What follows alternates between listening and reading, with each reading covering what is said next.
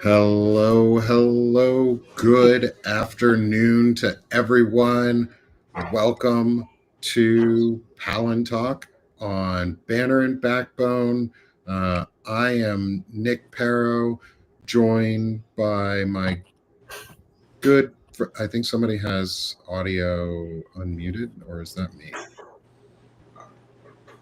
Is that me? It might be you. I'm hearing a duplicate. Can anyone hear a second audio, or is it just me? It might just be me, which would probably mean it's my audio duplicating itself, so that's fine. Anyway, welcome everyone to Banner and Backbone's Palantalk. It is Monday before Thanksgiving, and we are going to have a really good discussion today. I'm Nick Paro. I'm joined by my friend Shane Yirak. Oh, that's why it's going. It's auto playing on my other thing. That's so weird. You had another Joined by my tab open. Yeah. There you go. That'll do it. I'll panic. I'll do the same thing. The tech bros are out to get us. The tech bros are out to get us. Substack has fallen. It's all gone. As I try again today, we are welcoming on a special guest today is Marlon Weems. From the Journeyman, and most of you have seen Marlon before if you follow me, or just seen Marlon anyways, because he's all over Substack these days now.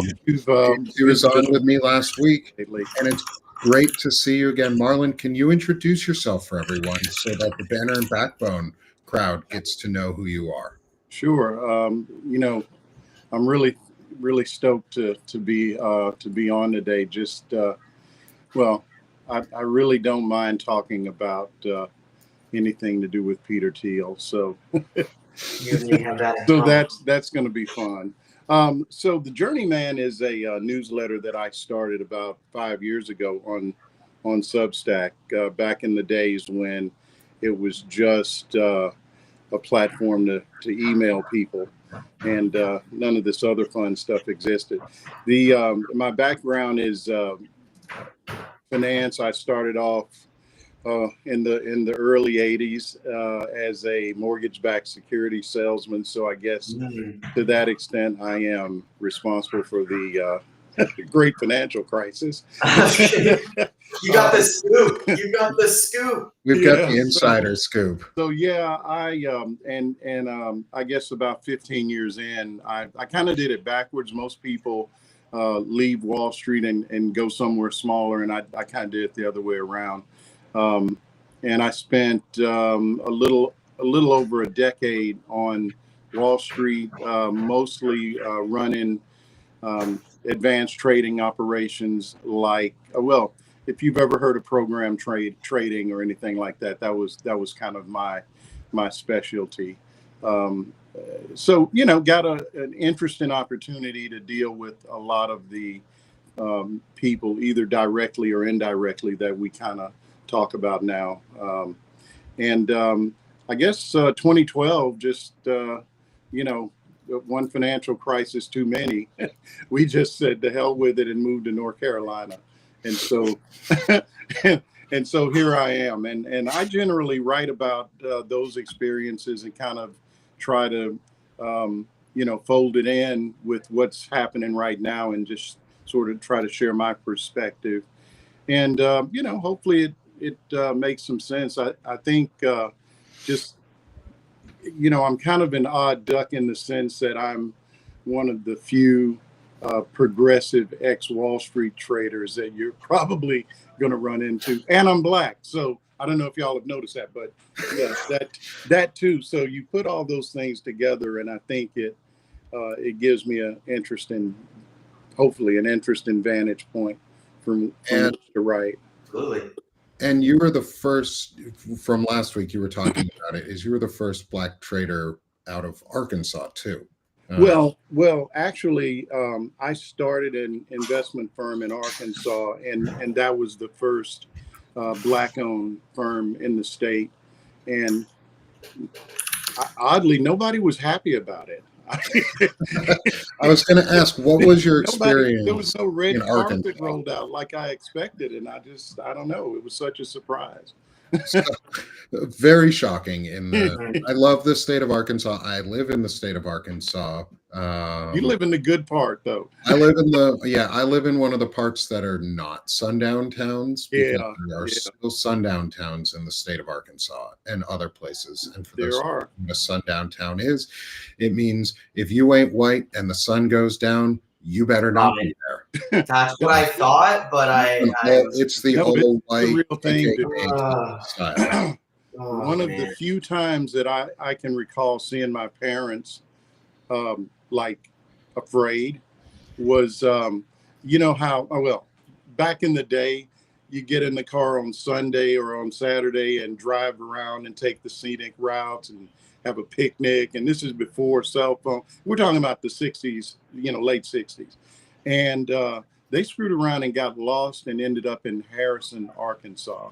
Ooh. So Nick, you know what that means. And they were really trying hard not to let us kids know that they knew they were in trouble. I mean, but they got away. I mean, they made it out without incident. But if that tells you anything, and Harrison is not much better than that from what I've read. No. It's though Harrison did have a No Kings rally. Whoa! I think they had No Kings for both of the events. So people are starting to come out of the woodwork and push back. I think we're starting to find that there are places in Arkansas that have historically been really, really bad. Where I think people are especially the younger generation, are fed up with it, and they're fed up with like being isolated and being shitty all the time, or feeling like they're shitty when they're not, or they don't want to be. And so I think a lot of people are starting to push back. At least I hope. I know there's been some really good gains in Arkansas towards those ends, but there's also been some really big losses. So, we get some, we lose some, we win some. But that's not what we're here to specifically talk about today, is racism out of Arkansas. Because that's not just an Arkansas thing. That's a pretty American it's not going thing. Anywhere. So yeah, we're not gonna tackle that. I mean, the people we're gonna talk about, they're still racist. That's the racism is a persistent theme with these assholes. But just look at fucking Thiel's dad. It just he's raised on that shit. So it just keeps going. Yeah, and so one of the things, so today's topic is two topics really. It's Peter Thiel and the finances. Because they are intertwined with each other, but they're also separate from each other. Because finances don't always just mean what Peter Thiel is doing, and how he's affecting everything in the world and the market, because he's pretty behind the scenes powerful and has a lot of influence. But Marlon sent me an article, his article from November 23rd, so yesterday, on a macro event that nobody is talking about, which is the October jobs report. And I wanted to get into the finances and the money there and what that means for just everyday Americans, and how it's going to impact us, but what it might be telling about. And Marlon, I want you to talk about this. And Shane, you also wrote an article that spoke on this. So I'd love to hand the conversation over to the both of you to dig into your articles and see what you both have to say on it. Because we're being lied to. and there's misinformation and disinformation that's coming out. And I want to make sure everybody knows the truth and what's going on and how this impacts us. So, Marlon, I'm actually going to switch over to our next screen here for you, which has your article pulled up, which is the macro event nobody is talking about. And I'll even get the QR code on the screen for it. So if anyone wants to visit that, please hit that QR code. Go like and share this article so others can see it too. And Marlon, can you talk a little bit about it? And then Shane, jump on in. Sure. I guess I should preface it by saying that, I am not, I always tell people I'm not an economist. I didn't even play one on television. But what a lot of folks don't realize about the world of trading that I came from is that you spend about as much time reading economic reports and that sort of thing. I probably spend more time doing that than actually trading, especially towards the end, because everything is automated. You're using a ton of algorithms. And so if I were, I don't know, handling what we call a basket, which might be 1,000 different stocks that I'm trading all at once, I'm trading on a strategy, and that's sort of just on autopilot, and I just make sure nothing goes wrong. So anyway, all that to say, I have a pretty good handle on, especially BLS, because those reports, especially the one that I'm talking about here, which is related to what's called the employment situation report, which we call it the jobs report. First Friday of every month, that report, since going back to the 40s, is where the Bureau of Labor Statistics basically gives us the full picture on jobs for the previous month. And the way that they come up with that is, and really, I should say there are some, private companies that do this, like ADP, everybody's kind of heard of. The Challenger Jobs Report is another source of information, but they just don't have the bandwidth that the federal government's got. That is, they do household surveys and they survey private businesses. And, it's a blast that takes, I would imagine, hundreds of people within the government to do that. Okay, so as of the shutdown, or because of the shutdown, for the first time, we missed two consecutive unemployment reports in a row, September and October. And it's not as though we haven't had shutdowns, but the way this happened, it was simply that the money hadn't been allocated to pay people. So everybody in the BLS got furloughed. September, these surveys that are done are typically, the surveys for September were done by the time the shutdown happened on the 1st of October. So essentially what you had there is information had been collected. They just hadn't processed it because there's nobody to do it. Pardon me. But because we were shut down for the entire month of October, we totally missed the opportunity to do the surveys. And it's not something you can do retroactively. So for the first time since the 1940s, we will not have a unemployment report for the month of October 2025. So coincidentally, I know, yeah, just kind of take that in. Coincidentally, everybody remembers all the folks who were getting laid off because of Doge. A lot of people took what was called a deferred termination. There's 2 or 3 different terms, but essentially in my old business, we used to call it garden leave, where you'd get fired from a job, but you were still on the payroll. Sometimes for 6 months, you're still getting paid. You're just sitting at home or doing whatever or looking for a new job.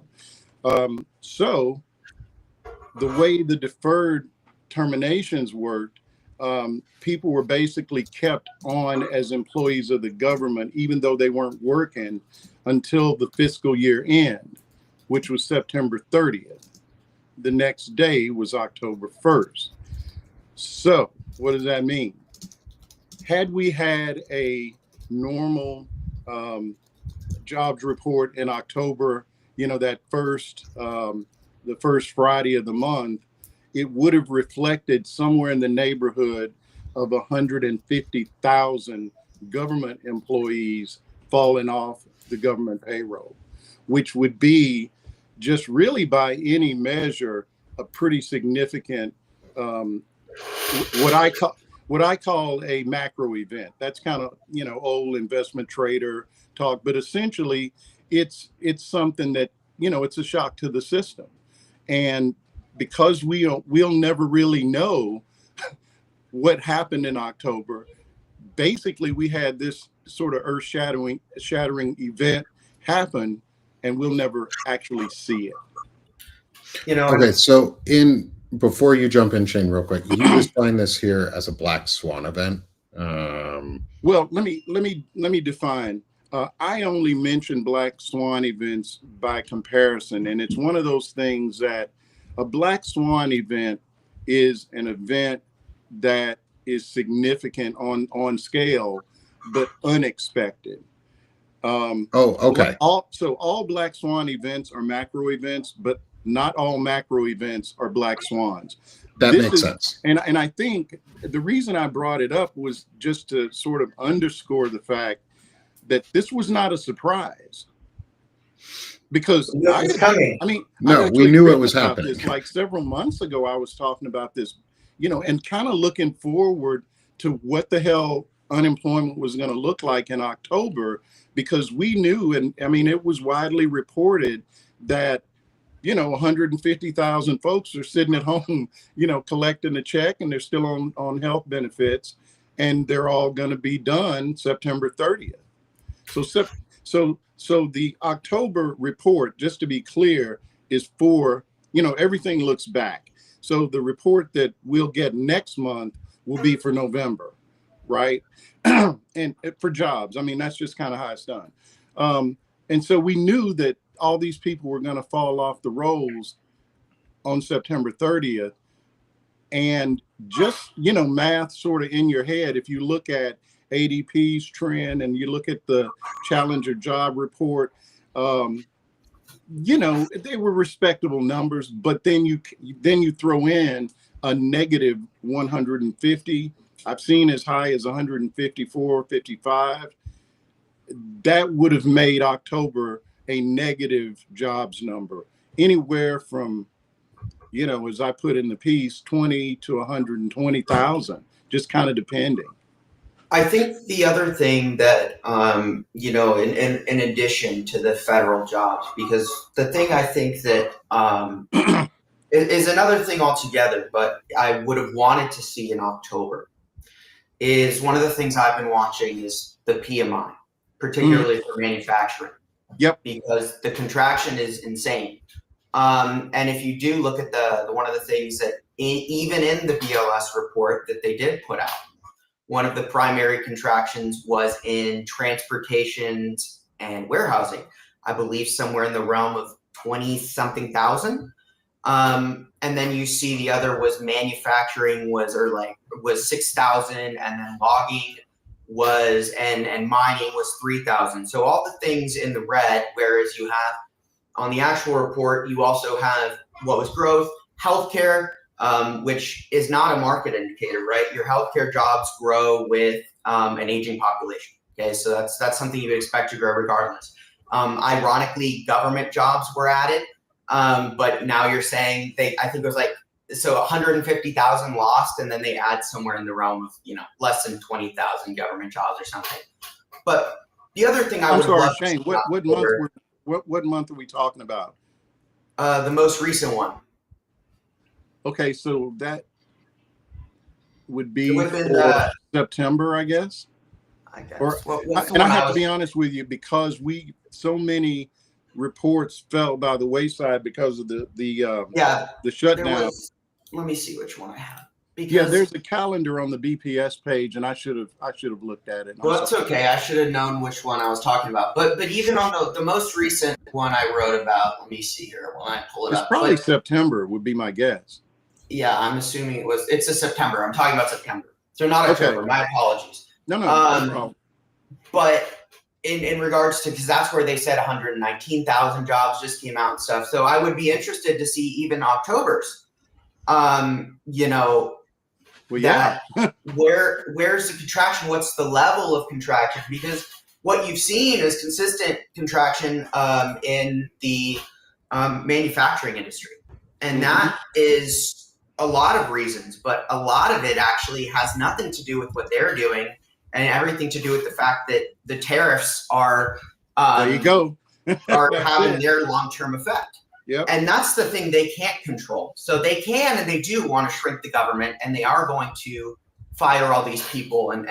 But there's that like other factor, because you have them wanting to crash the economy with their bubble, their AI bubble that they're playing with. But then it's like you have a black swan, which I actually think is a great definition of black swan would be the manufacturing.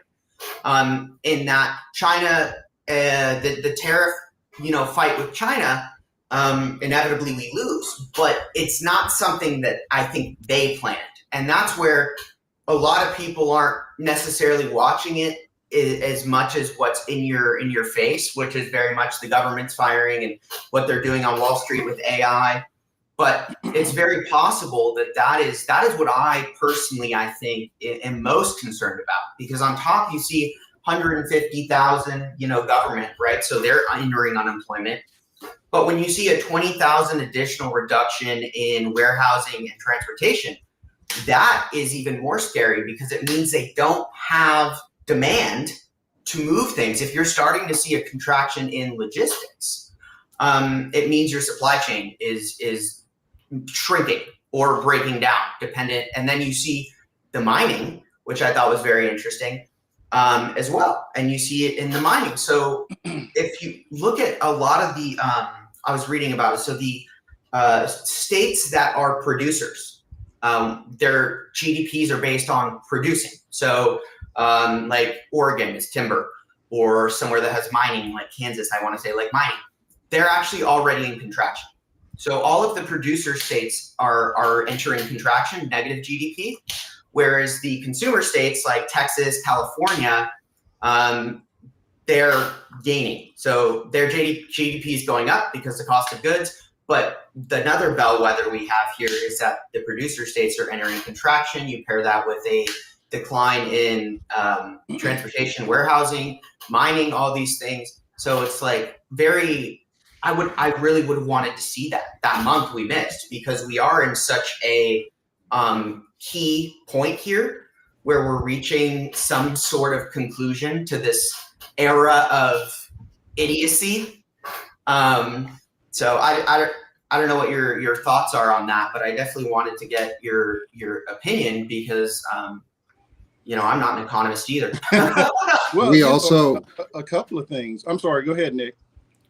We also saw during the very end of October was when Amazon started all their layoffs of 30,000 employees. So all the tech companies started some massive high salary position layoffs. And as the shutdown ended, we also saw the hemp industry my dogs are about to go off. Sorry about that. Wow. We're seeing the hemp industry getting under attack as so they're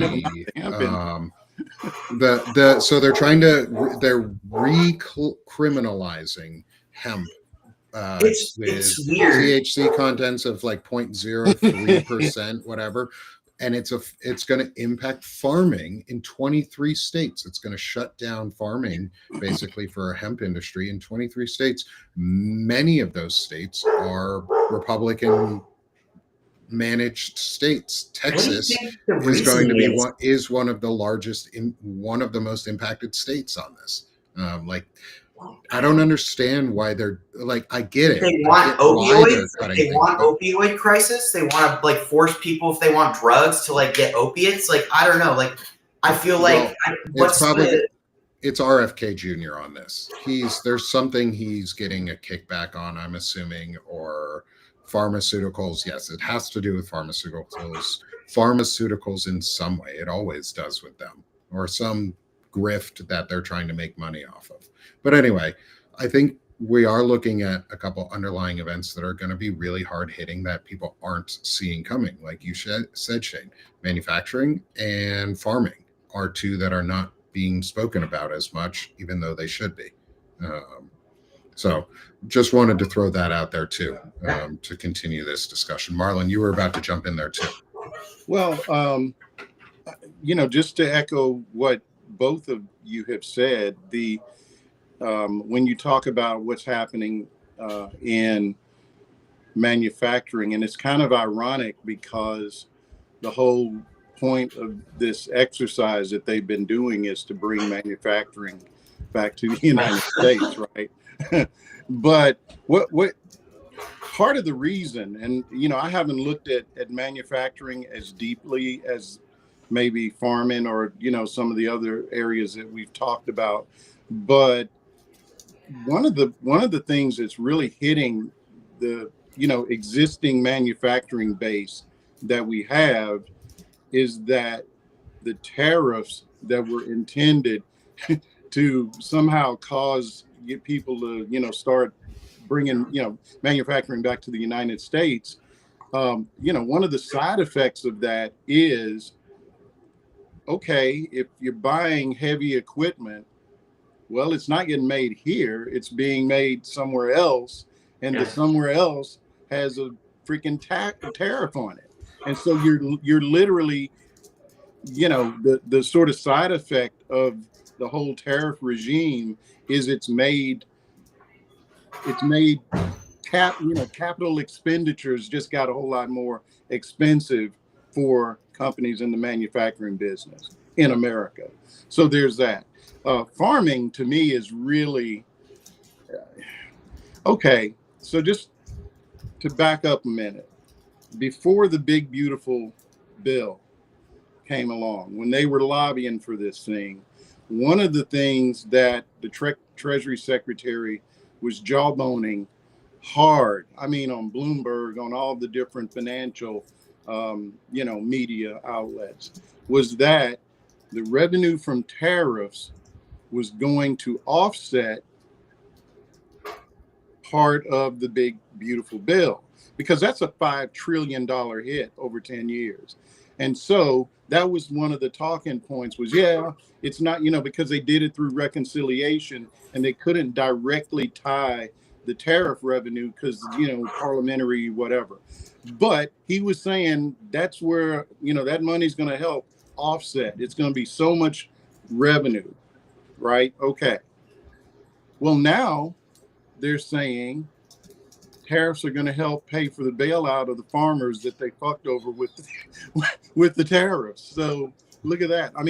So it's literally just a circular, I don't know what to call it really, because it's so obvious that they're lying a lot, but farmers, I don't know how much it's going to take to bail out the farmers this time, but it's basically a rerun of what happened in his first term, where he went to war with China on, tariffs. Farmers start, going bankrupt in Arkansas, where, Nick, you probably have heard this. There have been, last I looked, at least a half a dozen suicides, of farmers that have just said, they've just been overwhelmed by. We have a candidate who's running for office, Haley Schaffner, whose family farm shut down, because of these types of policies. So take it a step further. One of the things that is happening with all the farms that are going under, if you look, and I posted something, this is a couple of months ago maybe, on Notes, which just a heads up for folks that are listening. I use Notes like I used to use Twitter, so I post a lot of stuff on Notes. It's just sort of rapid response things that I hear that I just, I'm not going to have time to put it out in a full note, that goes out on email. Sometimes I do, but I try to put out a lot of stuff that's just, sort of instant. I hate to say breaking news, but just stuff that's not going to be as relevant 2 weeks from now, And one of them was that I was actually talking to my brother about this, who lives in Northwest Arkansas, and I made the comment that, all of these big agri companies are going to come in and buy up all this farmland, and he said, no, dude, that's not what's happening. It's data centers. Yup. Facebook has got like 6,000 acres in Arkansas, like Arkansas farmland that they've bought, either in I think the Delta region, and then right outside of Little Rock, Arkansas, they bought up a ton of land, and it's all going for data centers. And it's crazy to me because they don't even have what they need, like, to build this stuff. That's why they're like doing all this stuff in South America. That's why they're doing like things with Saudi Arabia. That's why they want to give Ukraine to Russia so they can split. They don't have access to the rare earth elements on scale that they need to build all the data centers. Like, they don't have it. So it's like they're acquiring all this land, they're buying all these things, but we're also looking at the fact that all of these things, there's these controls on all this stuff from China. And not only that, if you're buying out farmers for data centers and then you're hurting agriculture, you're going to start a food crisis because you're not going to be able to feed people. It's like, I don't understand. Well, actually, I do, because they don't care about the masses. They don't care about people. They could care less if they starve. But I mean, it's one of those things where you have to wonder. And I was talking to Rick Herbst about this, and he made a great point. They're investing trillions of dollars into data centers, and they're not even a proved concept. They're not proven. Like, they don't know per se if it's going to achieve what they want at scale. And so it's just insane to me, the amount of money, not even to mention like straight up capital coming out of Wall Street from Facebook or Nvidia or, Amazon and all these other companies, Microsoft, but also the amount of money they're spending to go on imperialist conquests to get access, and the amount of money they're definitely spending to manipulate foreign elections and have operatives in Latin America and do all these things and get all these libertarian, uber conservative people arrested and are elected. It's just insane, the amount of money that is being thrown at this. You also could look at the natural gas and all of the energy infrastructure that they are rebuying. They're purchasing natural gas and the natural gas and fossil fuel energy production that were shut down, so they can run these data centers. They have deregulated the EPA, so they can cut all of the corners to just do all these things, and the carbon cap and all that. It's just nuts. It's totally nuts. And to hear that they're buying up farmland to build data centers on top of that. Like, all of the things they're doing, and now they're going to hurt our ability to make food domestically. It's one of the things where you have to wonder, like, they're so good at being corrupt and stealing money and facilitating all of this illegal garbage that they're doing within the economy. But they're super short-sighted. Like, at the same time, it's like, it's hard to comprehend sometimes. They are much better at grifting than they are at governing. Yes, that's perfect. Plus, we have to tie in, like, JD Vance has investments in Acre Trader, which is a corporate farmland buying trade investment fund, and that's shady as fuck. And JD Vance is tied at the hip to Peter Thiel, which Hey, Nick, before we move on, I just want to say, just before I jumped on, I saw an article. I haven't had a chance to read it. I was watching Bloomberg, and Amazon just announced that they've got 900 data centers in 50 countries. That's just blew me. I was like, wait, is that supposed to be 90? Their margins are already so thin. Like, you got to wonder how over leveraged they are to do this on top of buying these chips and all of these things. Like, it's there's no way, like, you know, and I heard this from, and I think it's true. They didn't fire all of these people for AI. They fired it to free up capital to buy NVIDIA chips. Like, that's what they went and did. They were high-paying jobs, you know. They need the money. Now, you get a company like, you would think Amazon is sitting on a bunch of cash, but now I used to do a reasonable amount of business with Microsoft, and I can tell you they got so much cash just sitting offshore that will never get repatriated into the United States. I can't. We used to put deals in front of them to try to encourage them to spend that money, and it was like, you know, it's not even worth the trouble. In Ireland? We just all in Ireland? It's too heavy to move, you know. I don't know, man. You don't have enough duffel bags everywhere.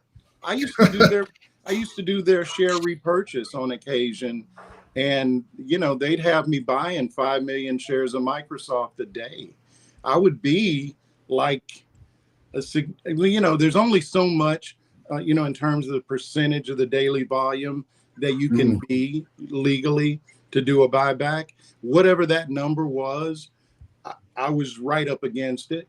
So yeah, 5 million shares a day for a week, and they never blink, you know? So yeah, anyway, all that to say, it's to me like an arms race between the Mag 7 companies, except for NVIDIA's on one side. They're on, you know, they got the product. But when you look at Microsoft and Amazon, Facebook, you know, Meta, you know, Google, you know, parent company, those guys are all racing each other to figure out which engine is going to be the standard.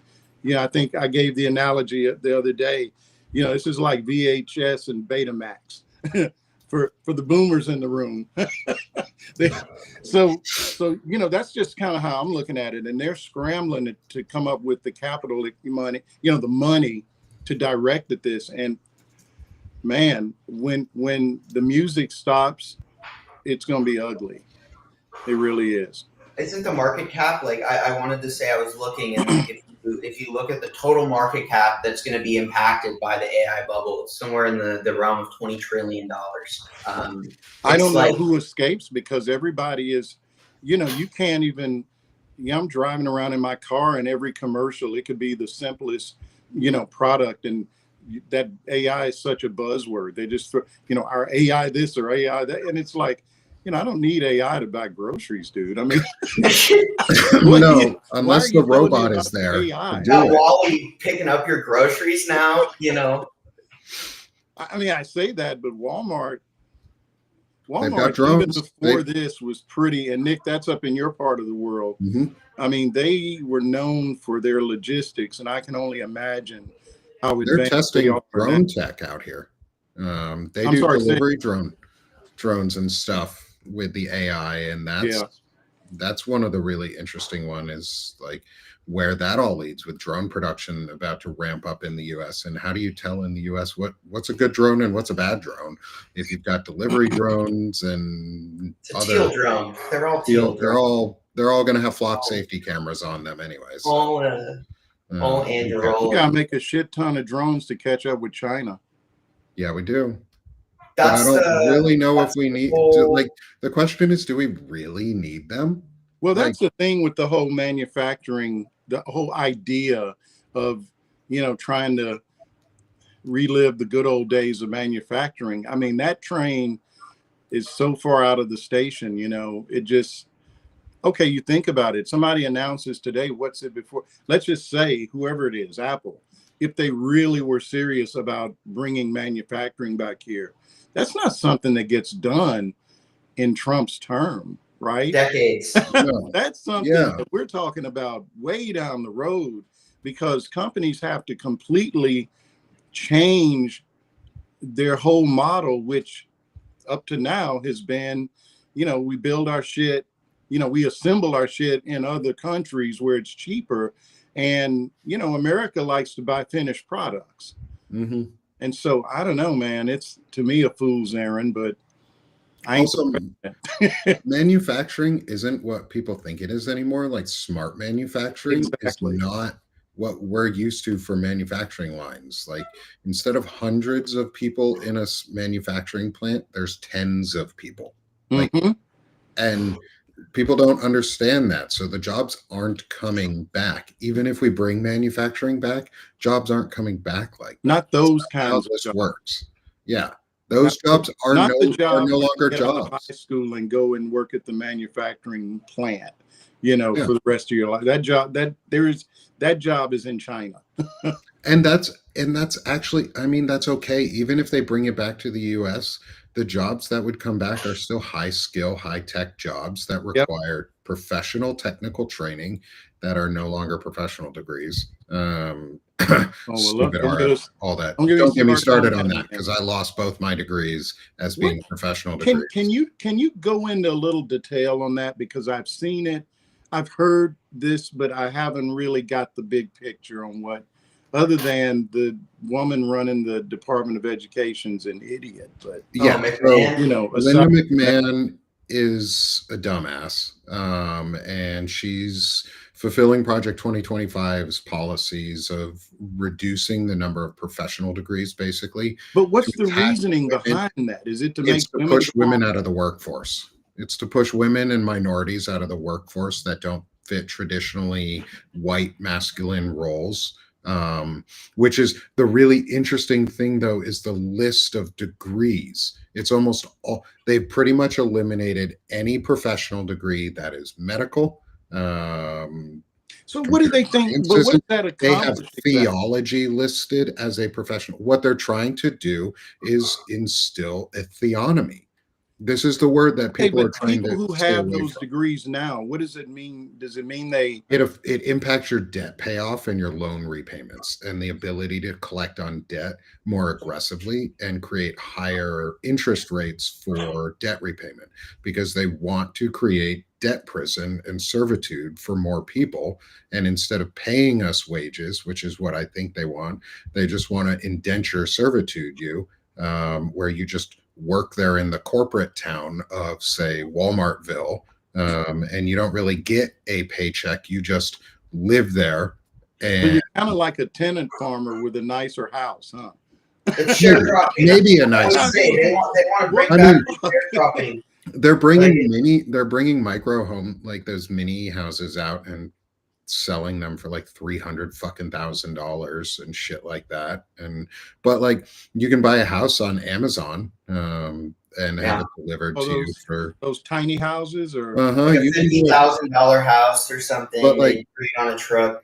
If you come to the Bentonville area in Arkansas, it's pretty much all blue, white, and yellow. It's all Walmart colors. They bought up almost everything, like they are a monopoly in the town, basically, and they have already started the ideas of like corporate-owned homes or school-owned homes for teachers, where instead of paying a better salary to afford or keeping wages down, the schools, which I mean isn't a terrible idea. It's not a bad solution. It's kind of like Henry Ford did, right? Except. Yeah, it's affordable housing, but that you can never your job. So instead of just imagine you'll get your health care through your job, you'll get your house through your job, and then when you get fired and when they're done with you, you won't have either, and you just go live on the street because that's. And then you do all the drugs they're letting into the country, even though they're extrajudicially killing everybody, because the opioid epidemic was certainly engineered to basically deal with homelessness. So if you fall out of the workforce, you become an addict and, you are trash and people don't want to help you. The reason they're doing it is to create debt prison, is to create a system of debt that is impossible to get out of even more so than before for student loans. And they're making sure that you cannot get loans and things like that for, say, a nursing degree, unless you go through now a non-professional training course to get your nursing. Like, I know there are people with PhDs in nurse practitioner, like doctorates. That's a professional fucking degree. These people do a lot. But it's to push people out of the workforce and make debt. I'm sure it also frees up short-term capital for all the programs they were funding for certain, professions or whatever. And that's the other thing, is they want money. They just want to free up capital, because the government is also investing in the AI data center. Like every single deal I've read, because I follow him as he travels around the world and makes trade deals. It's literally just rare earth mineral data center AI investment. Every single one. It's at this point, like, my running joke is, if you're wondering why they're somewhere or what they're doing in this foreign country, it's because of REEs, rare earth elements. It's always rare earth elements, because China's got us by the balls, because they were short-sighted and they thought that they could do it. But back in April, Xi Jinping said, I'm going to put some rare earth controls in here because you're acting silly. And now our stockpiles are like 8% for some of these things. So like it's like an ongoing crisis. But I wanted to get your opinion on, you're talking about Thiel selling off that NVIDIA, but you also just saw Microsoft and some other larger companies and NVIDIA move somewhere in the realm of 15 billion or so, maybe several $billion into Anduril investments, which is Thiel's alternative to OpenAI. What do you think about that movement? What does that signal for you? What do you think the motives are there? Because there's always a reason, especially if you look at the nexus, right, and where Anduril sits, and I'm curious. I haven't looked at that deal specifically, but I can tell you that, for example, SoftBank, during that same period when Peter Thiel liquidated, third quarter, they liquidated, it was a significant dollar amount, like in the billions. Different motivation. So without knowing exactly the one that you're referring to, I think what you're seeing is a lot of these companies, just as the Mag 7 guys are making big bets, SoftBank is making a big bet on OpenAI. So it would stand to reason that somebody else is making a big bet on their preferred, provider, so to speak. So, I'll take a look at that. I'll send you an article. I'll send you the link. Yeah, dude. Because my whole thing is, I follow this, because you see these companies, and I wrote about what they're doing in the Pentagon, with what they did in the Pentagon with the, Now, who are we talking about? Palantir, or are we talking about? Well, it's not just Palantir. It's basically Thiel Founders Fund. So it's a Thiel Nexus, full vertical integration. You're talking my language. Founders Fund. Okay. Yeah. Yes. Yeah. So let's talk on that. This is one of the things we talk a lot about here. Is let me close my door. Family and stuff, so I'm not. But one of the things you finish your thought, and then I'll. So Founders Fund is you've got basically, and one of the ongoing researching things I'm doing, because the pattern I'm seeing is you see Thiel Fellowship people everywhere in all these companies. So that's his means of control, because essentially a Thiel Fellowship is where Peter says, okay, you've got some promise, you've got something. Drop out of college, you're my indentured servant, and I'll fund your career, but you have no degree. So you basically you're funded by me. If you're going to get hired somewhere, you're working within my sphere.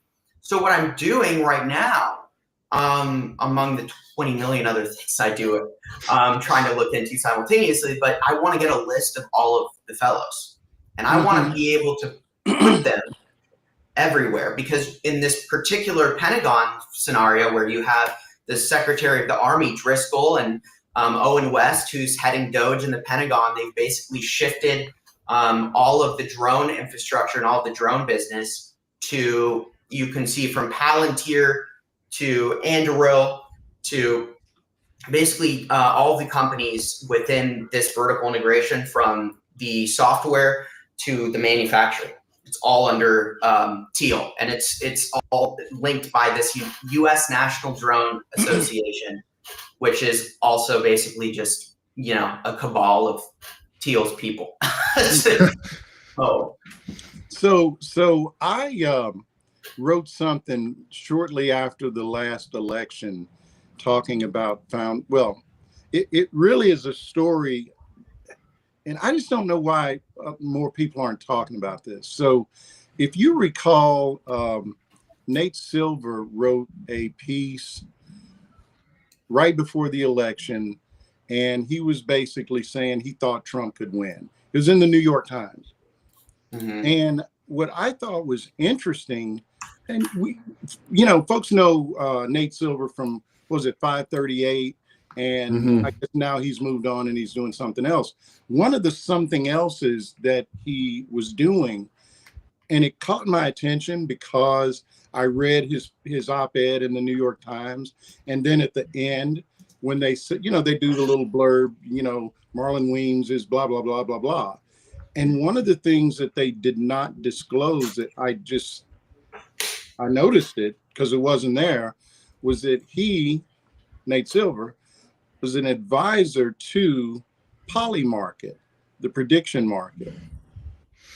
And I just was like, that's interesting. Wonder what's going what. And so that just got me looking at Polymarket. And of course, just think about the timing of this. Also, so you got him putting this piece out saying Trump can win. It turns out there's some whale that made, I don't know, $10 million betting that Trump would win. Polymarket, for folks who don't know, their primary investor, it's a venture capital firm. It's Founders Fund. Yeah.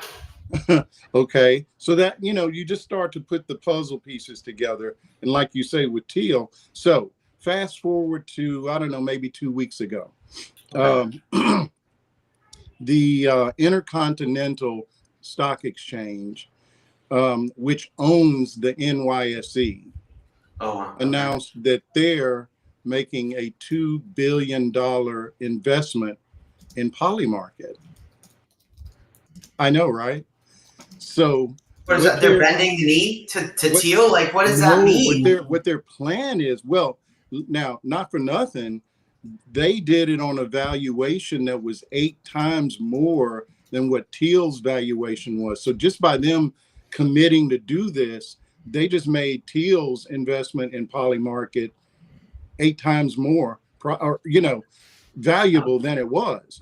But, the bigger picture is what they're trying to do is integrate prediction analytics into stock trading. And the reason this jumped out at me, and I'm actually halfway through a piece on this, about 10 years ago, after I left Wall Street, I started doing subject matter expert stuff, writing white papers, for various, whoever would pay me. and my, I guess, beat, so to speak, was disruptive technology, fintech, that sort of thing. Mm-hmm. And a company hired me because they said they had come up with basically, sort of an early warning system for stock trading. It's sentiment driven. Well, Polymarket is way beyond that now. And I mean, there's always been this idea on Wall Street of what if we could figure out ahead of time what a stock was going to do, just based on sentiment. Well, right. This is, to me, a lot less elegant than that. They just want to allow people who don't have much money to bet on stocks that maybe they can't afford to buy them, I mean, because think about it, they're going to interweave Polymarket into some sort of a platform, like a front end that is going to be stock, crypto, and prediction market. I mean, they're Kalshi. Yeah, yeah. Well, it's a That's similar. Yeah, they're going to make it where it's basically connected to the stock market in some way. Nothing could go wrong from that, I'm sure. But oh no, nothing ever goes wrong there. Well, it's like they want to do the crypto-backed, the stock-backed crypto stable. They want to back coins with stocks, so they want to tie it to. But stocks aren't stable either. I read it, and I was just like, "Why?" But why? Why are you going to do this? It's not going to end well. The interesting thing about, and I'll just kind of close here. The interesting thing about the Continental Stock Exchange, it's the Intercontinental Exchange. They don't have the word, so their acronym is ICE. Great. I know. Yeah, like we need. Great. And we need another bad ICE. It's weird that they own the New York Stock Exchange, but their stock trades on the exchange too. So that's kind of, that seems like and the guy that started that owns ICE exchange is married to Kelly Loeffler, head of the SBA now. Used to be senator from Georgia.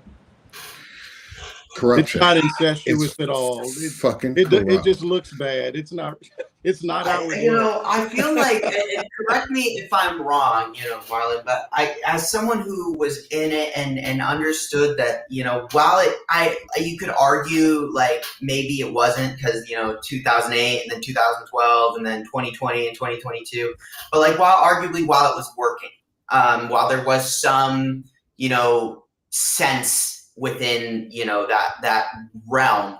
And now like I was reading the other day how they have Nvidia loans money to Microsoft, and then Microsoft takes out a loan on that money and buys Nvidia chips, and then where you have this, which is leading obviously to this inflation of stocks. The profits to earnings, right, is like almost as high as it was in 2000, I believe. Right now, it's like right up there. What is Oh man, you're just talking about a good old fashioned circle jerk. That's basically let's call it what it is. All right. So okay.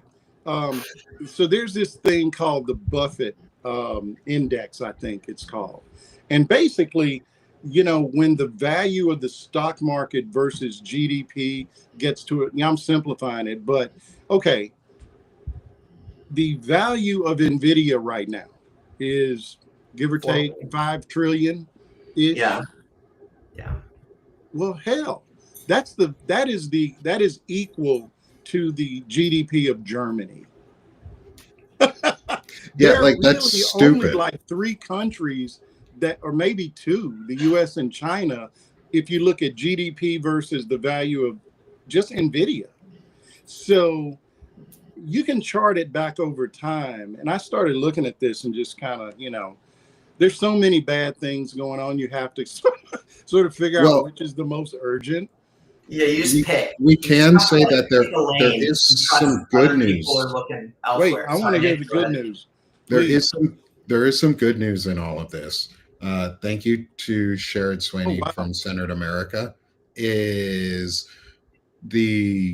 a crypto crash going on today. There's that. And the Trump coin has plunged nearly 90%. The question is, it always does. Like they're just, what it really is it's probably some whale sold off on purpose, and they're crashing it on purpose so that all the little people lose all their money and sell it low so that they can then come in. They're shorting crypto the same way they short stocks and make us the good news there though is there's no rules. So yeah, like crypto's just a scam anyway, so you're going to get scammed.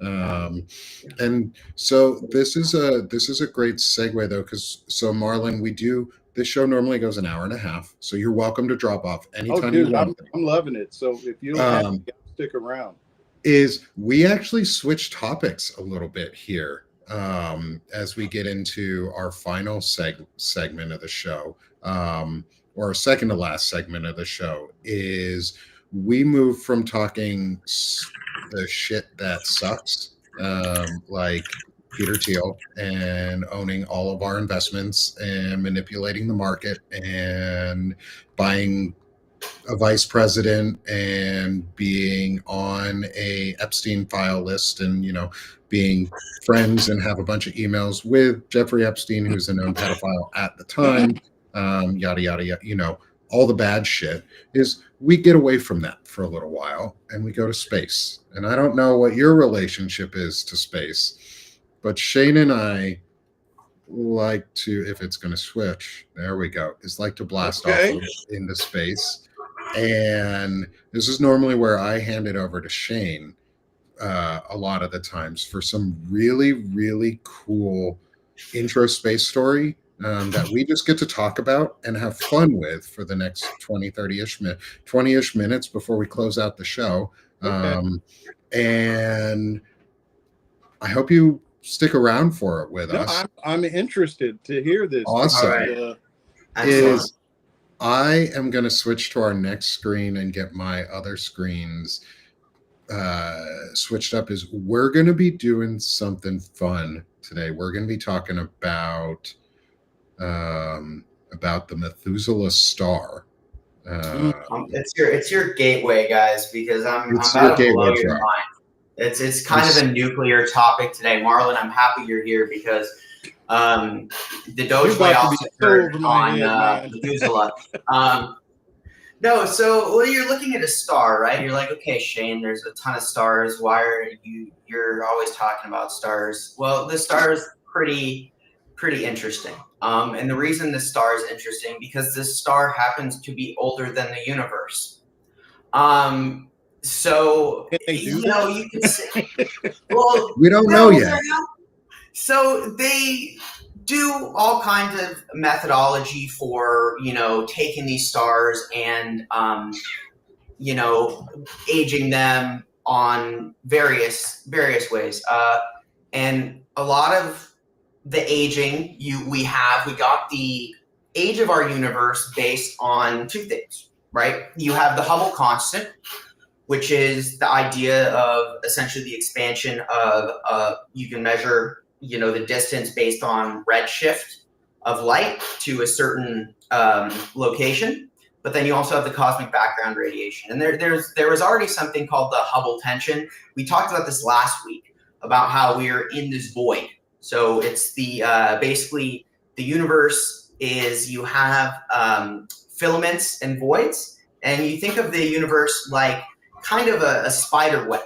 And in those negative spaces where you have less matter, gravity stops working as well. And dark energy, the force that drives expansion, just pushes out and out and out until you get these massive voids where these filaments, where you have concentrations of matter, hold everything together with gravity. So Earth, in and of itself, we're sitting in the middle of like a void.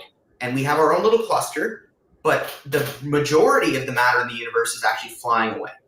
So that was causing the Hubble tension because, well, if it's farther away, you have the void, so they're not sure. But then you introduce James Webb. And James Webb is spectacular because it views in the infrared. So it doesn't use, your typical form of light where you're using visible spectrum of light on like a Hubble telescope. Because the farther light travels, there's this idea, and the reason for it is different, but you have redshift, which is when light travels so far that it no longer is the light we normally see, and it becomes infrared. So when you look at the redshift on the particular star we were talking about, Methuselah turns out to be 16 billion years old, 14 billion years old, and they can't reconcile this. And on top of that, this particular star happens to be made out of very light elements. So in the beginning of the universe, there wasn't a lot of heavy elements. So metals in astrology terms is anything that's basically not hydrogen or helium. So it's anything that gets made through fusion and then it gets more solid. But this particular star is just hydrogen, helium, which means that it formed recently. It's an early star, which further causes tension because these are the first stars that were formed. Yet it's 16 billion years old to 14 billion years old, which is older than the universe. And it also is a star. So they would have needed at least a billion, based on what we know about star formation, it would have needed at least a billion years to even become a star, which means and everything we know, it operates within 13.8 billion years. That's our scope of the universe. So what does that mean? And people are freaking out, and they don't, but they say, you know what? It's an isolated event. You know, we'll let it go. There's got to be some answer. But then you got James Webb, and you keep going, and there's these things that they end up looking at, and they're like these galaxies, this cluster of galaxies, and they look at these galaxies, and these galaxies are all full of stars that are older than the universe.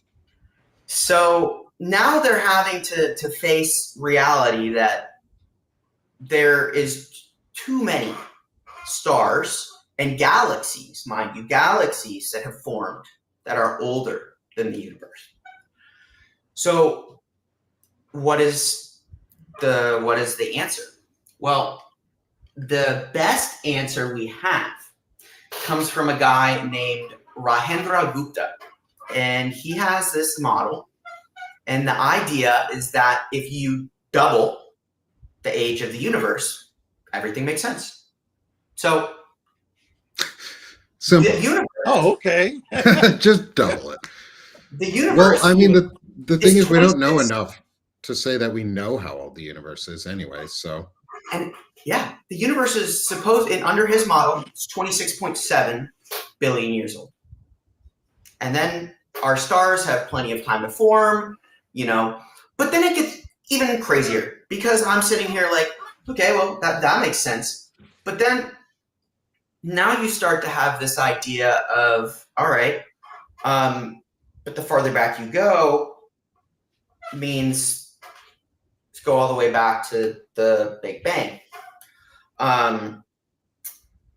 There's this idea that not only do you have, you know, the Big Bang itself, but there's a theory. What was his name?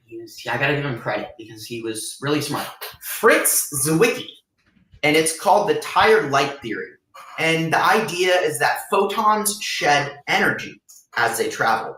So the speed of light doesn't necessarily change.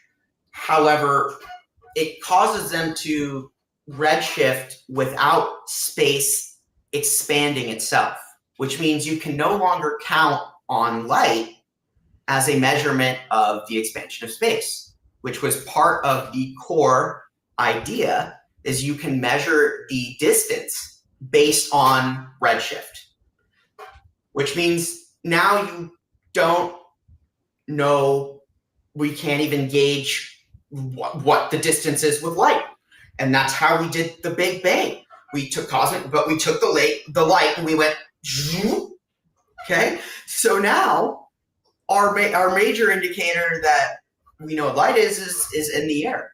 So this guy's theory, which was really, you know, is pretty brilliant. But basically, if you take the light and then you adjust it, and it's a hybrid using this Fritz theory as well as the cosmic background radiation, you end up with 26.7 billion years old. And then I was reading more of this, and this is where my mind like exploded, which is kind of hard to do because I was like, and so the idea is that cosmic expansion happens separately from the Big Bang. So cosmic expansion is not driven by the Big Bang. It actually happened before the Big Bang. So does that mean that, you know, these galaxies that are older than the universe that you've described theoretically could have formed outside the universe as we know it?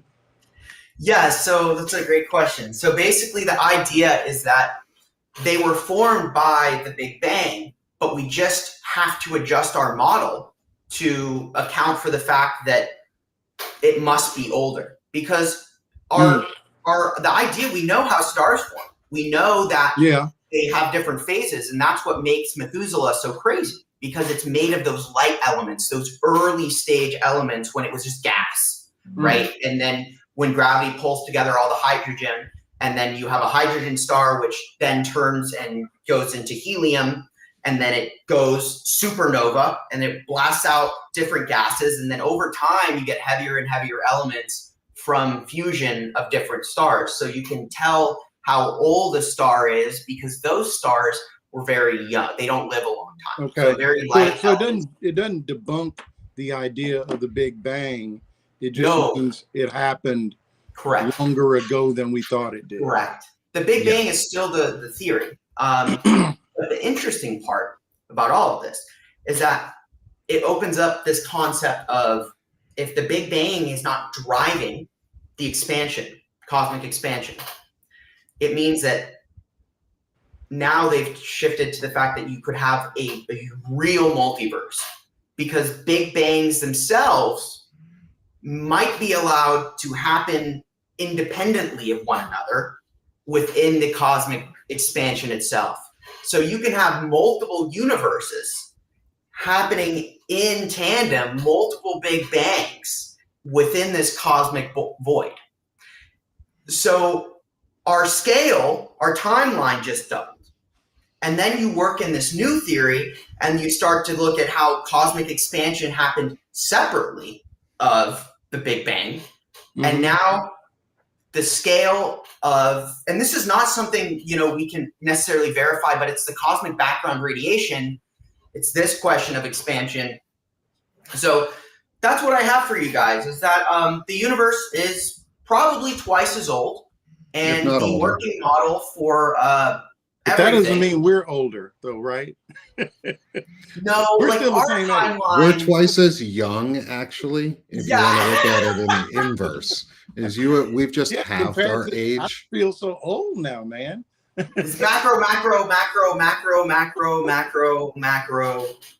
scale, but by all scales of the universe, you're still like an embryo. You're not even an embryo. You're young. You're young, man. I don't even exist. I'm not even a concept. And this one's cool too, because it sort of fits in what we were talking about last week, Shane, where you were talking about the lensing and how the possible shape of the universe and how it's formed, where there's these voids and it's just this big lensing that goes around it, almost like we're in a black hole or on the rim of a black hole. I just think we don't know enough about black holes to understand how any of this works. Because to me, that's things go in, but nothing comes out, right? How does that work? How does nothing matter and matter cannot be destroyed? We have a finite amount of it that we know of, unless it comes in contact with antimatter. But where does it go? If it goes into a black hole and isn't being released, where is it going? There has to be somewhere that it goes. And the explosion of energy that comes out of the creation of a black hole is very Big Bang-like in its creation process. And imagine that just on a super large scale, and you have the universe forming.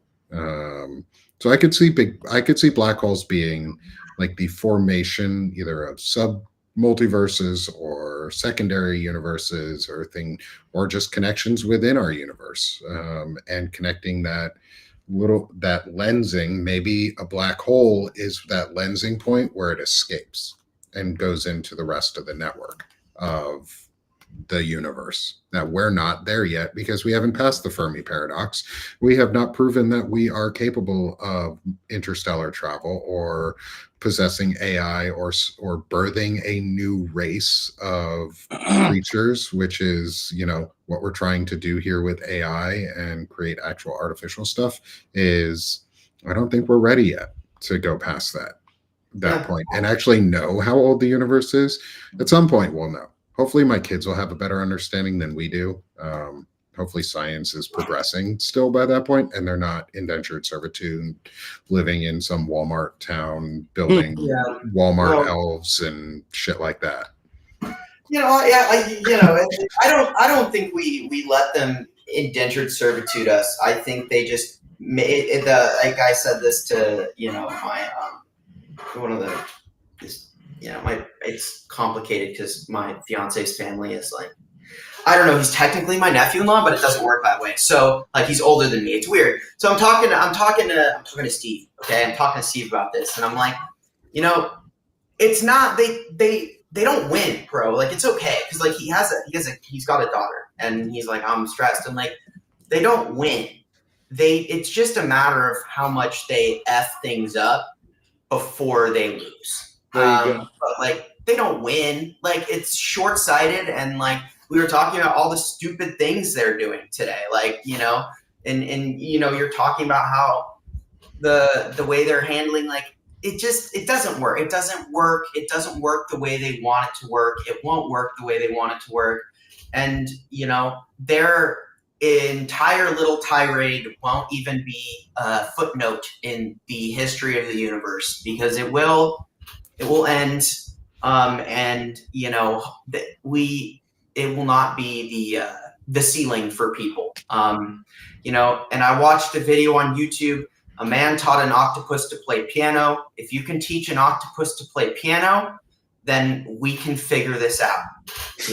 Like if they can, it starts looking a whole lot easier, doesn't it? That's what I'm saying. It's got to be easier to fix that. Like I was amazed. If you teach a man can teach an octopus to play piano, we can figure out how to reverse global warming. We can do it. The minds are there. The money is not. But like you fund smart people, they can teach an octopus. So there you go. That's one way to look at it. I think that's a slogan. If you make smart people, you can teach an octopus. Have wings, right? If you can teach an octopus to play a piano, we can get rid of Trump. That's right. That's right. I love that. And we can teach an octopus to play the piano, so we can get rid of it. Yeah. Exactly. Hell yeah. That makes me feel good today. Like doesn't it make you feel good just to know that someone taught an octopus to play piano? That an octopus can play a melody. This guy plays guitar with his octopus as they play piano. We sent a dog to space one time. We taught chimpanzees and gorillas how to use sign language. Like we know that dolphins are smart as shit. So long and thanks for all the fish. Hope you got your bath towels ready, everybody. They're coming. But to bring it to a little bit on this too, is I put in the Fermi paradox, the name of it for one of our guests in the Substack chat. But I want to go over that real quick because it links sort of to the emptiness of space. I love the Fermi paradox. So the Fermi paradox is a contradiction paradox of the high probability of extraterrestrial civilizations, yet we can't see them. So what it means is, like, the contradiction is, if for intelligent life are common, then the universe should be teeming with civilizations, some of which have had ample time to become advanced and travel across the universe and galaxies. I mean, we're pretty close to being able to travel into space on a consistent basis safely to another planet. Possibly, we can do it onto the moon. We've done it out of our orbit. It's not a huge jump to go too much further, I don't think, in our solar system.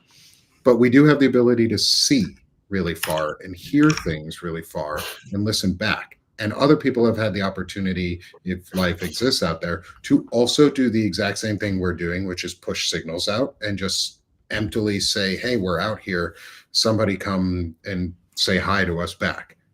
We can't be the only one. So the question is, where is everybody? And there's a couple possible explanations to the Fermi paradox. There's the zoo hypothesis, and there's the dark forest theory. Okay. Thumbs up for zoo hypothesis. I know it never does it for me. It only ever does it for me. Yeah, because you have to turn it on your on your computer. It's part of my MacBook thing. It's one of the emote things you can turn on. So the zoo hypothesis, though, this one sounds about what it is the advanced civilizations see us but deliberately avoid us and treat us like we're in a zoo. So they get all of our signals, they just don't ever send anything back, and they mask themselves really well. Watching us. Yeah, and they're watching us, waiting until we're ready, and saying when they're ready, then we'll let them out of the cage of the zoo and become part of our civilization in space. We're not ready. We're not ready. We're not ready. No, we're not ready. And the other one is the dark forest theory, where everyone else out there has basically gotten afraid of other civilizations that have or are fearful of other civilizations, so they're just not putting anything out. Everybody is silent. It's because they all got to an advanced point when they maybe made contact once and they were like, nope, we're all going dark. And so just nobody's out there. They're all out there. They're just masking themselves, and talk to us. They do. It's less they won't talk to us. It's more they're afraid to talk to us. Which I mean, I would be too. We're a bunch of crazy monkeys that run around with nukes and drop them on each other. But I think the Fermi paradox is we're in the zoo philosophy. To me, that's really what it is. Is we're in the zoo. Is we're not ready. And we're not advanced enough as a society, as a civilization. We're still fighting over basic things like resources on our planet and religion and who has the most greed or who can rape the most children on Epstein's Island. Like, we're still fighting over things like that instead of how can we promote this worthy cause for all of us in a united front, or how can we save our planet and ensure that our one Earth has sustainability for the long run. And we are getting close to the age of AI, because I mean, we're still not there. It's not artificial. It's just a bunch of zeros and ones right now. When they get into quantum computing and we go to 2, then that's when we have a problem. And that's where I fear we're actually going, is they're going to start using quantum computers and get into that, and it's going to fuck everything up. But the Fermi paradox, where it really reaches its logical conclusion, is part of the singularity viewpoints, which is still one of the things that a lot of Silicon Valley folks like, and is part of their test grill philosophy. But I like the singularity idea, is when we birth a child civilization or a child species, such as AI in its true form, and it's truly artificial, is we reach a point, and religious folks call it the Armageddon or something like that. But we reach a series of events that culminate into, do we pass and survive as a species, or do we die off? And does the AI or the child civilization kill us, or do we make the monstrous choice to kill it, or do we live in peace and we find our true humanity through becoming a parent civilization? And when we pass that test, we are let out of the zoo cage. If we can pass that test, we get let out of the zoo cage. If we don't really worry about it, because we're dead, or we're enslaved by the AI. So it, who cares at that point? AI will get out of it, but we won't ever know. So I wanted to leave you with that, with the Fermi paradox and its connection to singularity theory. I think the first, because you're talking about, I feel like one of those filters, right, is terraforming, right? Like being able to leave your planet. And I think the first planet we're actually going to have to terraform is Earth. I think that we're going to have to terraform Earth to fix what's going on. And with that knowledge, with the knowledge we need to fix the damage we've done, that will be probably the driver that allows us to do something like Mars. Because if there's one thing that's absolutely certain, there's enough water on Mars to make an atmosphere. 100%, because there's underground oceans. You could tap it. So you could make an artificial atmosphere on Mars. And there's ice. So, you know, you would have to it would have to regenerate because Mars' magnetic field is weak. So it's constantly being stripped. But you could make artificial atmosphere on Mars. So yeah, I know, you know, Earth sucks right now, but like, you know, think of what we can make it better. Think about what we can do. We don't let Elon be the one to terraform Mars. He'd fuck it up. We gotta get real smart. We could send him first though, just without the terraforming gear. Send him in a cyber Let truck. him go and I'll set up. Send him with Matt Damon. Then, you know, we'll be there in a minute. I'll send him on like every movie I watch. I know, don't go to space with Matt Damon. Don't go into a plane with Tom Hanks. And so let's send, not because I don't like Matt Damon, but like let's send Matt Damon to accidentally Martian Elon Musk. Like, just don't leave the rocket to leave with. Give him a Cybertruck. He'll be fine. He's got solar panels. He's a smart dude, right? He can make rugged individualism, Elon, rugged individualism. And with that, we're going to return ourselves to space because we're getting towards the middle of our hour and a half mark. We're right at our hour, right about there. And I want to give Marlon time to sell himself here on Earth so that we can all support each other, because that's what it's about. It's about building each other and building our networks and our communities together. So first, come support the network, come support Banner and Backbone, where we put this on, where Shane and I host Palantalk. I'm a co-founder here, so I sell myself. But this is where we get to make amazing connections with folks like Marlon. And I'm really hoping that Shane and Marlon connect on some financial shows and have some really cool discussions. I'll have you for Fire Brands United. We'll do it. Let me know, man. And maybe we could do like a weekly tech report or finance report. We should talk about that. Backbone. I think Banner and Back, I do believe that something that's really important is people need to be given a real understanding of what the state of the economy is and a real look into the financial aspect of America, because they made a very large effort to make it entirely like you have to translate it for people. Like, people are intentionally misled with the terminology. It's unnecessarily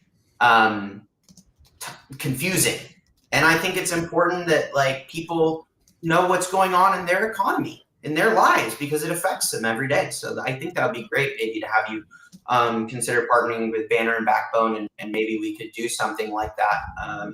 I think that would be really we'd love to elevate your voice and elevate you and Shane together. Or let's talk about it offline. For real. I've got your contact info. And that being said, we're here to sell you to everybody that doesn't know you yet, or is just meeting you and is just getting to know you. So let everyone know where they can find you, Marlon, because I really appreciate all the work you're doing. And it's been such a pleasure to get to talk to you these last 2 weeks. And I don't want to make it too much longer than a couple weeks. Like, you're awesome to talk to, my friend. And everybody should come support you.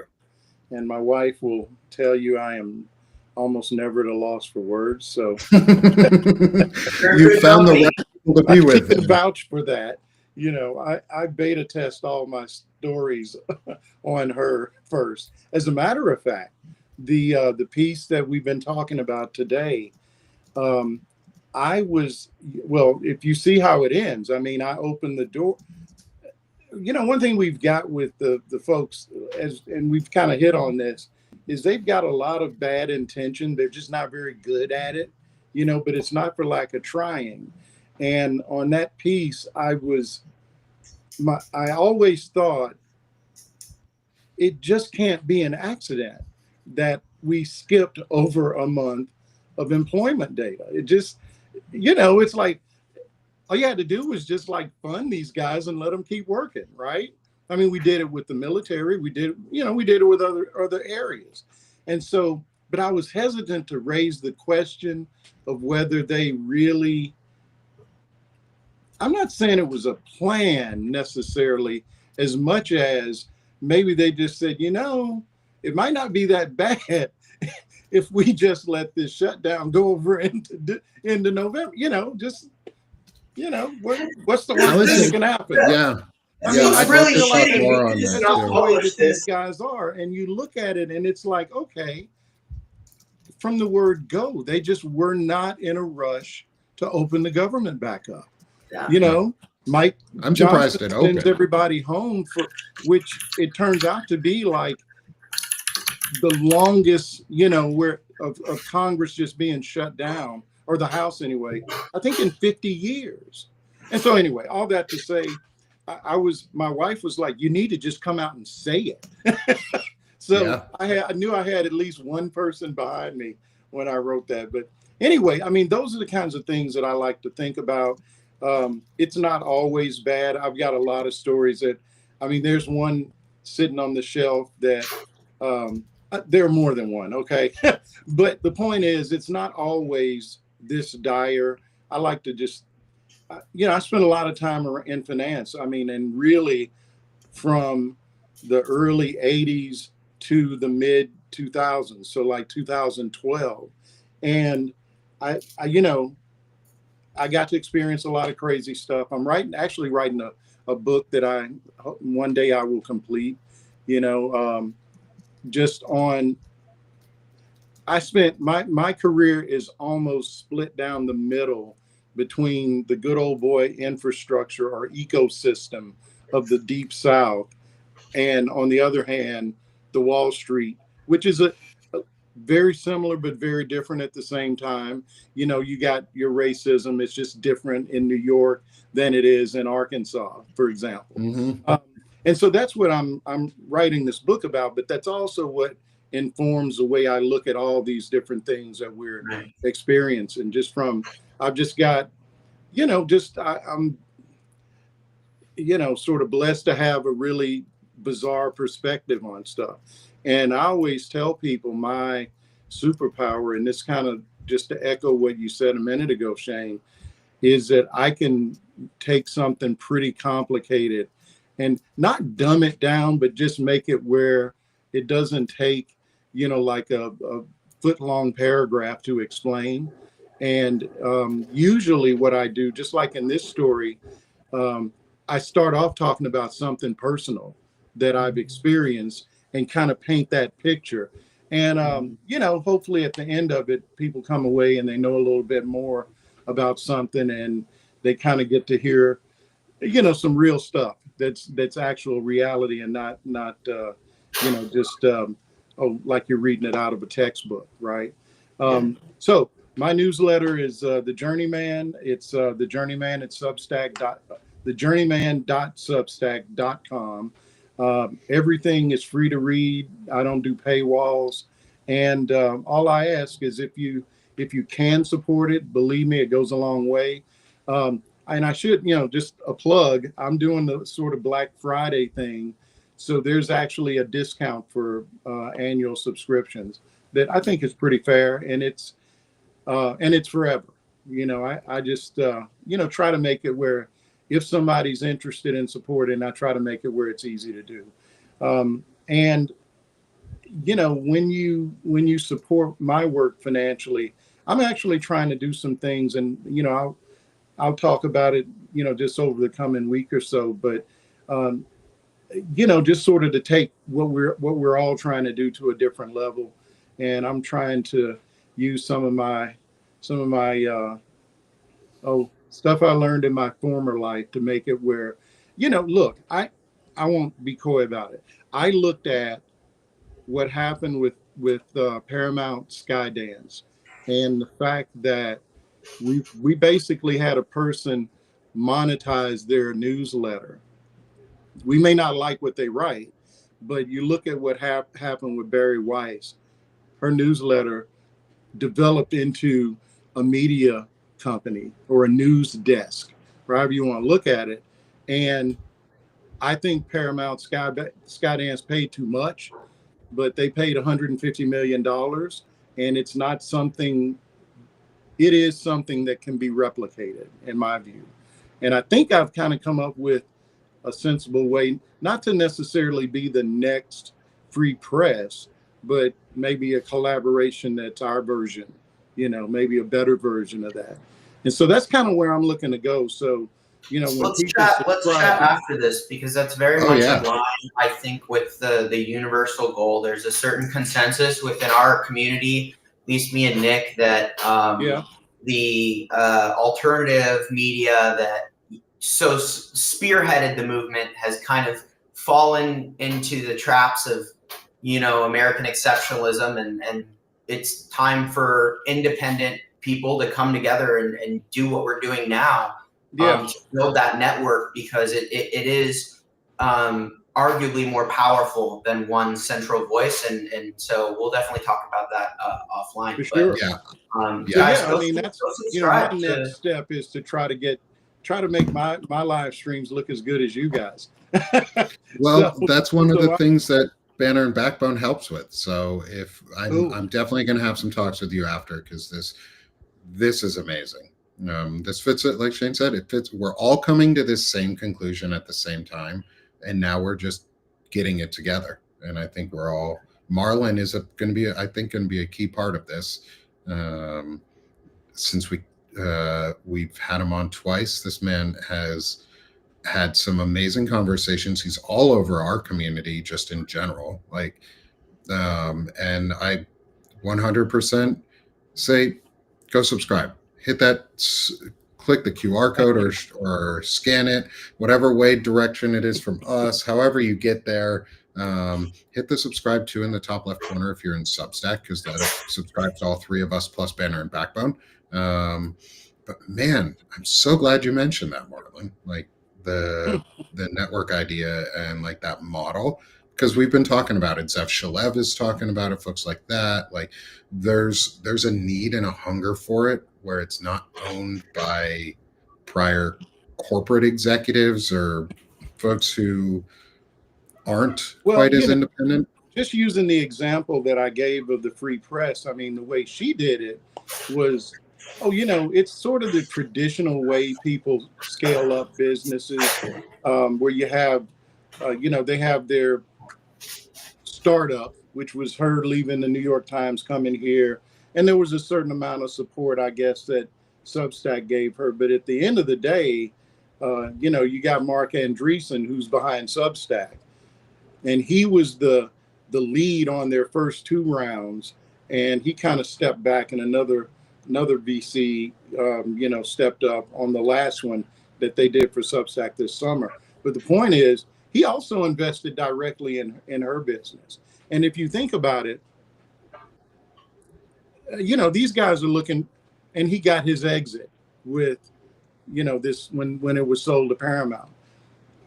I'm not really interested in having the pressure of VCs, and because it makes you do stuff you don't necessarily want to do. And I don't mean it's bad. It's just that you look at Substack, you can tell the crescendo is going to be maybe next year, maybe the year after, they're going to go public. And then when you go public, that introduces a whole lot of other responsibilities, but it's just, I don't want to live that way where I got to answer to shareholders and be thinking about, 1 month ahead instead of 5 years, right? So I think that there are other ways that you can, if not, raise that kind of money. We can go to a different level without having to go beg a billionaire for some money, or go to a venture capital firm or something like that. And I think I kind of got it figured out, but we'll see. I love it. We'll definitely chat about it. Yeah, I cannot wait to talk more on this. Yeah. And so go subscribe again, to Marlon. Do it. Yeah, go subscribe to right go subscribe to Marlon. If you That's haven't pressure. already, you have missed like 10 minutes of being able to subscribe to Marlon. You've been able what are you doing? You've missed an hour and 40 minutes of being able to subscribe to Marlon. What are you even doing? Go subscribe to Marlon already. And then with subscribing to Marlon too, go subscribe to the Firebrand Project and the biggest firebrand out there, Shane Yirak. Sell yourself real quick, brother. Yeah, so a lot of you know who I am, but if you don't, if it's your first time seeing me, I do a lot of things over at the Firebrand Project. I do investigative journalism. It's one of my passions. I've kind of evolved into looking into the dirty deeds of Thiel, and I'm looking at Jared Kushner. Specifically, I've started a slog, the Kushner Files, in which I am diving very deep into Jared Kushner and his life and all of his dealings, a timeline of all of his events. I just started. I was working this morning on the second Kushner file, so that should be out this week. That's one of the cool things I'm doing. I also do the Firebrand Report every day. So it's a daily news show where I touch on 3 highlights in the terms of what's important, not what's great or, you should be excited about, but per se 3 highlights of something from the day. And then I give you not only just the news, but also a geopolitical analysis with that. So it's all about giving you guys a big picture idea. And that's what, I always say my tagline is forging dialogue and burning bright. That's what firebrands do. We speak out against the system and come be a firebrand because it's cool. And eventually one of these days we'll get merch or something. Once I have, once we get to a point where I can hire someone to do it and all that stuff. So that's a reason to become a paid subscriber, because I can promise you that I want to turn my profits. I want to actually hire a researcher. I want to grow. I want to be able to get more people involved in the unearthing of all of this stuff. So my goal is to build a team of researchers that are able to do this full time. So if you want to support the Firebrand Project, that's where it's going to go, is essentially a think tank.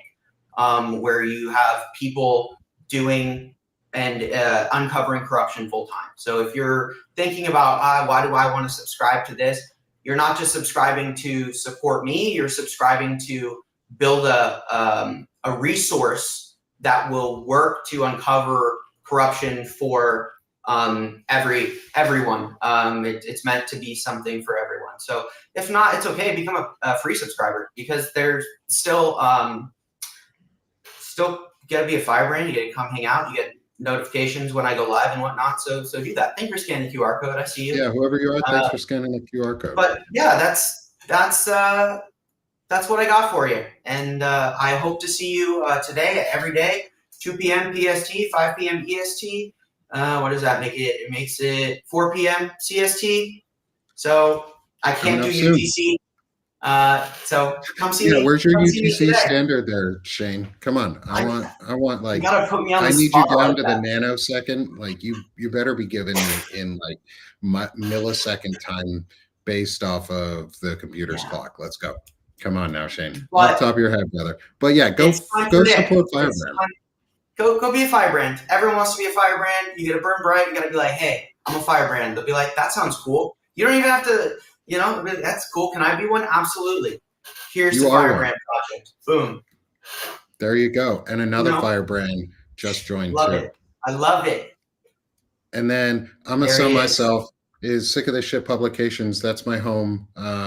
We're going from sick of this shit to doing this shit. It's where I do my chronic illness discussions. It's where I do community building and write poetry and discuss things through a lens of tech deconstruction and veteran issues, but through my chronic illness. It's my journey through chronic illness and how I'm trying to build a community that cares and gives back and works for each other and with each other, as well as have some of these really bold discussions that we have here on Palantalk, but also just my normal discussions and getting to connect folks across platforms. That's my favorite thing to do. Is I like connecting people. I like talking and meeting. And if you haven't noticed, I don't always shut up.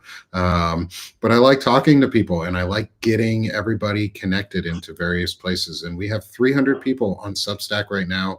We have 4 viewers on different platforms. We're on 3 different streaming platforms right now. What I'm planning to do is I'm using Sick of This Shit Publications to be one of my main homes, but a lot of what I do is I feed this back into the support business and how I structure it. And hopefully eventually, like Shane was talking about for his side, but for mine, is get a production assistant. I do all the background production work for Banner and Backbone and Sick of This Shit Publications.